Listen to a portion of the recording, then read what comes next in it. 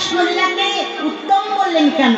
নরবপু, অর্থাৎ নর মানুষের রূপ ধরে মানুষের মতোই লীলা করলেন, কিন্তু মানুষ নয়। মানুষের মতো হাত, মানুষের মতো চোখ, মানুষের মতো বলা, মানুষের মতো চলা, বললেন মানুষ নন। তাহলে তিনি কি?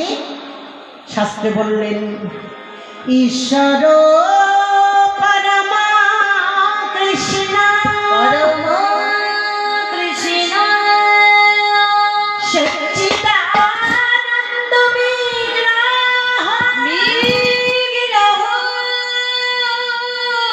অনাদি আদি গোবিন্দ,